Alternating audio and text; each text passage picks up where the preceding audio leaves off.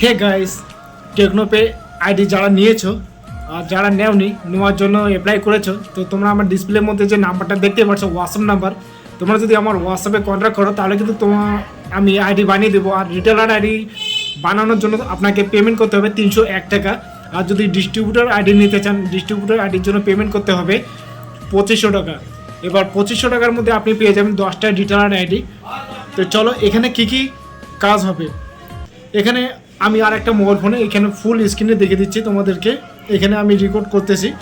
এখানে এখানে কি কি কাজ হবে, টেকনোপে আইডিটাকে ওপেন করবেন। এখানে ওপেন করার পরে এবার এখানে যেটা কাজ হবে এটা দেখতে পাচ্ছেন। আর এখানে ইওর টোটাল ব্যালেন্স এখানে মোডে যদি ক্লিক করেন তাহলে কিন্তু এখানে দেখে দিচ্ছে 3511 টাকা 37 পয়সা এটা আমার আইডিতে টাকা আছে। এবার এটাকে হিডেন করার জন্য এখানে ক্লিক করে দিলাম।